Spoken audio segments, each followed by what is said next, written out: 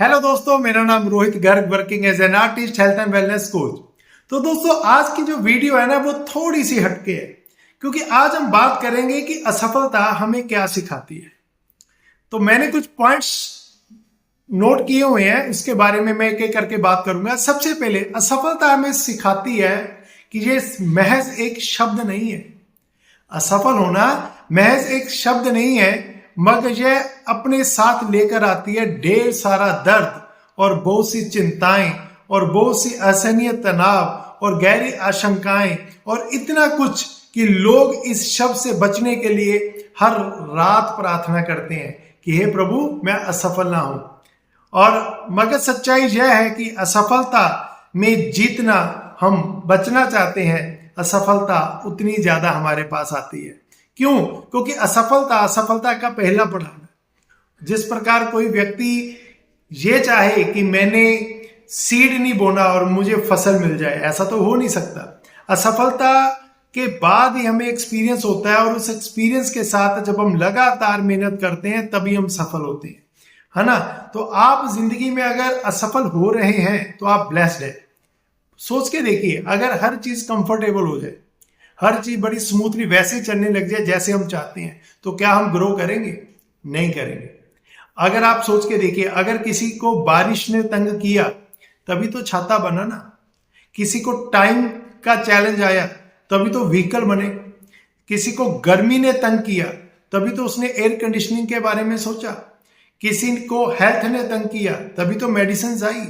किसी को रिलेशनशिप ने तंग किया तभी तो रिलेशनशिप बिल्डिंग के बारे में लोगों ने बात करनी शुरू की। हर एक चीज जो जिंदगी में हमें असफल दिख रही है या असफलता लग रही है, बेसिकली उसी में सफलता के जो बीज हैं वो छुपे होते हैं। जब भी भगवान आपको कोई चीज देना चाहता है ना, तो वो आपको डायरेक्ट नहीं देगा, वो आपको पहले असफलता देगा। क्यों? क्योंकि जैसे एक छोटा बच्चा है, अगर आप उस छोटे बच्चे को सिखाना चाहते हैं कि वो चले, तो आप क्या करेंगे? उसके सामने कोई उसकी पसंदीदा टॉय रख देंगे या कोई खाने वाली चीज रख देंगे, वो उसको पकड़ने के लिए आगे बढ़ेगा। अगर वो गिरेगा तो आप फिर से उसको चीज थोड़ा सा आगे करेंगे, फिर थोड़ी सी पीछे करेंगे ताकि वो चले। क्योंकि अगर आज आपने कॉम्प्रोमाइज कर लिया और उस बच्चे को हर चीज वही प्रोवाइड कर दी कि उसको चलने की जरूरत ही ना पड़े, तो क्या होगा? आप सोच सकते हैं क्या होगा? वो चलेगा ही नहीं, और उसके जो लेग्स के मसल्स हैं वो वीक रह जाएंगे और वो कभी चलना नहीं सीखेगा। दोस्तों, भगवान ने हमें इस प्रकार बनाया, जितने ज्यादा बड़े चैलेंजेस आएंगे उतनी ही बड़ी सफलता आपको मिलेगी। अगर आप बड़ी सफलता चाहते हैं तो भगवान से बोलिए कि मुझे जितना बड़ा चैलेंज देना है दे दीजिए, लेकिन साथ ही मुझे वो कमिटमेंट, वो दृढ़ता दीजिए जिससे कि उस असफलता में, उस चैलेंज को मैं ओवरकम कर सकूं। क्योंकि जितनी बड़ी सफलता होगी उसके प्रोपोर्शनेट ही आपको सफलता को सहन करना पड़ेगा।